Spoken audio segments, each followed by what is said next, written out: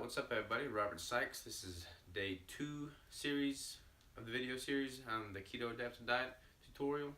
So basically I'm going to go in a high level view of what the keto diet is and why you'd want to implement it as opposed to one of the other mini diets out there. So you've got like the Atkins diet, the paleo diet, if it fits your macros, the keto diet, you've got carb backloading. There's like a million different diets out there nowadays. That's just barely scratching the surface.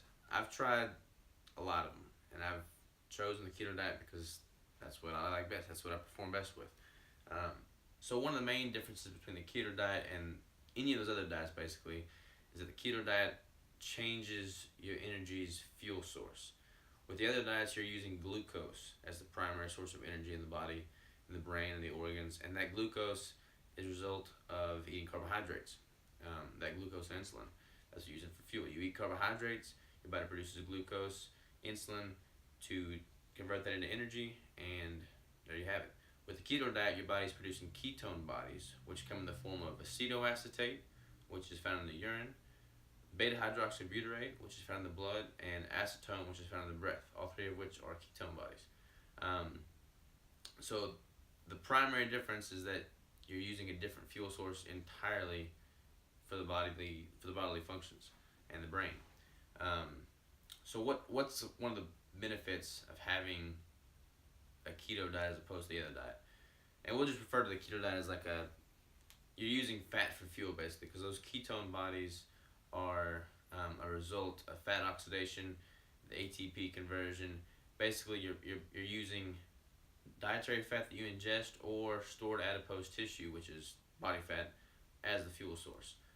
So what's one of the main benefits of using that as opposed to glucose?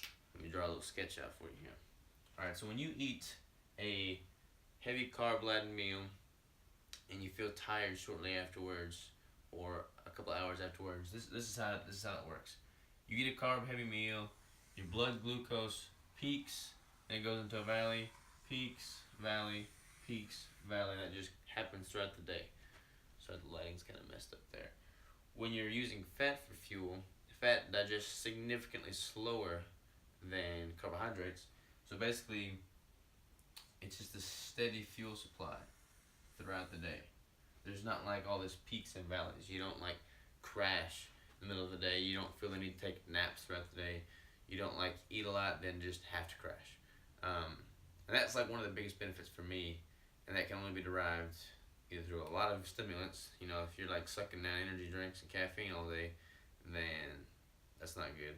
You want to be able to get a lot of your energy through your diet alone. And for me, that's most efficiently manifested in the keto diet, because fat as a fuel source is much more consistent than glucose as a fuel source. So yeah, that's basically just really high level view of what the keto diet is. I'll go into much greater detail in the other videos about how to implement it, and kind of I'll really go into detail comparing that with other diets specifically, because there's a lot of controversy out there as to if the keto diet's even healthy for you, which it is under the right circumstances. So basically that's a quick view of what it is. More to follow.